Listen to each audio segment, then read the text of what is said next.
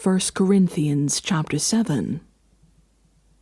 Now, for the matters you wrote about, it is good for a man not to have sexual relations with a woman. But since sexual immorality is occurring, each man should have sexual relations with his own wife, and each woman with her own husband. The husband should fulfill his marital duty to his wife, and likewise the wife to her husband. The wife does not have authority over her own body, but yields it to her husband. In the same way, the husband does not have authority over his own body, but yields it to his wife. Do not deprive each other except perhaps by mutual consent and for a time, so that you may devote yourselves to prayer. Then come together, so that Satan will not tempt you because of your lack of self-control. I say this as a concession, not as a command.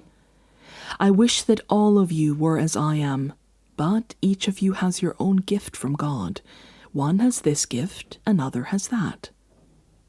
Now to the unmarried and the widows I say, it is good for them to stay unmarried as I do.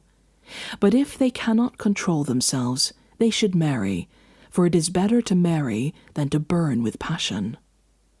To the married I give this command, not I, but the Lord. A wife must not separate from her husband.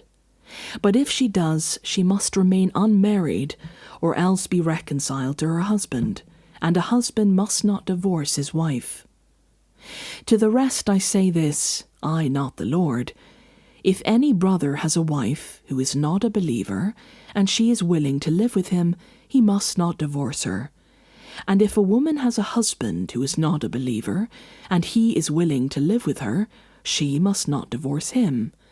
For the unbelieving husband has been sanctified through his wife, and the unbelieving wife has been sanctified through her believing husband. Otherwise your children would be unclean, but as it is, they are holy. But if the unbeliever leaves, let it be so. The brother or the sister is not bound in such circumstances. God has called us to live in peace. How do you know, wife, whether you will save your husband? And how do you know, husband, whether you will save your wife?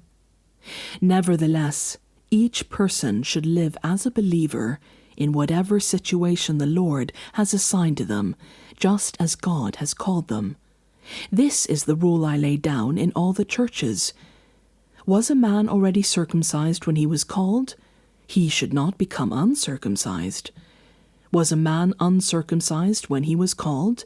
He should not be circumcised. Circumcision is nothing, and uncircumcision is nothing. Keeping God's commands is what counts. Each person should remain in the situation they were in when God called them. Were you a slave when you were called? Don't let it trouble you, although if you can gain your freedom, do so. For the one who was a slave when called to faith in the Lord is the Lord's freed person. Similarly, the one who was free when called is Christ's slave. You were bought at a price. Do not become slaves of human beings.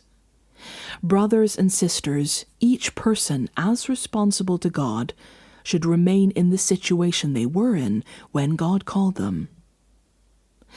Now about virgins, I have no command from the Lord, but I give a judgment as one who by the Lord's mercy is trustworthy. Because of the present crisis, I think that it is good for a man to remain as he is. Are you pledged to a woman? Do not seek to be released. Are you free from such a commitment? Do not look for a wife. But if you do marry, you have not sinned, and if a virgin marries, she has not sinned. But those who marry will face many troubles in this life, and I want to spare you this. What I mean, brothers and sisters, is that the time is short. From now on, those who have wives should live as if they do not, those who mourn as if they did not, those who are happy as if they were not, those who buy something as if it were not theirs to keep, those who use the things of the world as if not engrossed in them. For this world in its present form is passing away. I would like you to be free from concern. An unmarried man is concerned about the Lord's affairs, how he can please the Lord. But a married man is concerned about the affairs of this world, how he can please his wife, and his interests are divided.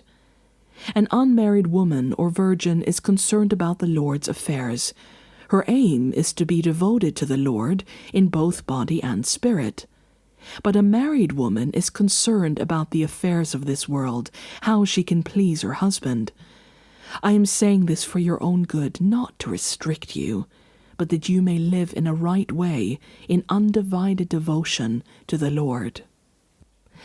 If anyone is worried that he might not be acting honorably toward the virgin he is engaged to, and if his passions are too strong and he feels he ought to marry, he should do as he wants. He is not sinning. They should get married. But the man who has settled the matter in his own mind, who is under no compulsion, but has control over his own will, and who has made up his mind not to marry the virgin, this man also does the right thing. So then, he who marries the virgin does right, but he who does not marry her does better. A woman is bound to her husband as long as he lives, but if her husband dies, she is free to marry anyone she wishes, but he must belong to the Lord. In my judgment, she is happier if she stays as she is, and I think that I too have the Spirit of God.